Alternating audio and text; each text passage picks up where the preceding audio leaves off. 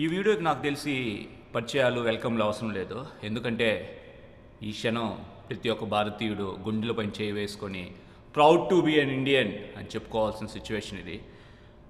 నేను ఈ విషయం చెప్పడానికి కానీ ఇలా మాట్లాడడానికి కారణం మీ అందరికీ తెలుసు. రీసెంట్గా జరిగిన స్ట్రైక్, మన ఇండియా పాకిస్తాన్ టెర్రరిజం గ్రూప్ పైన చేసిన స్ట్రైక్, ఆపరేషన్ సింధూర్. హెట్స్ ఆఫ్.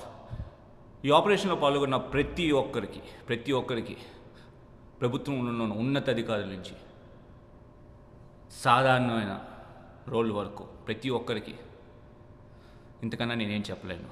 ఎందుకంటే కొంతమంది అనుకున్నట్టుగా లేదా అందరూ అనుకున్నట్టుగా ఇది ఒక పాకిస్తాన్ పైన ఇండియా చేసిన యుద్ధం కాదు, లేదంటే పాకిస్తాన్కి ఇండియా చెప్పిన సమాధానం కాదు.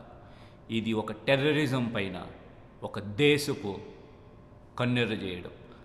ఇది కేవలం భారతదేశం ఒక్కటే కాదు, ప్రపంచంలో టెర్రరిజం వల్ల బాధపడుతున్నా, లేదంటే ఇబ్బందులు పడుతున్నా, లేదంటే ఫ్యూచర్లో ఇబ్బంది పడిపోతున్న దేశాలు అన్నిటి తరపున ఈరోజు ఈ క్షణం భారతదేశం ఆ టెర్రరిజం గ్రూప్కి సమాధానం కూడా అని చెప్పకూడదు అనుకుంటా దీన్ని. ఇది కేవలం ఒక చినుకు. ఇది మేము చేయగలుగుతాం. ఇది కేవలం ఆరంభం కూడా కాదు, ఆరంభానికి మీకు ఇచ్చే చివరి హెచ్చరిక అని మాత్రం చెప్పుకోవచ్చు.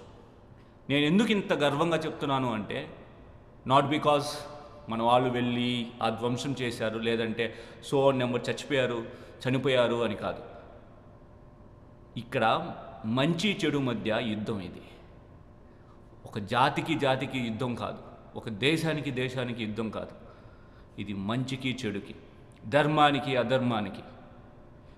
కొంతమంది పెడుతూ ఉంటారు, వాళ్ళు చేశారు కదా అని మనం చేయడం తప్పు కాదా, ఇది ధర్మమయన.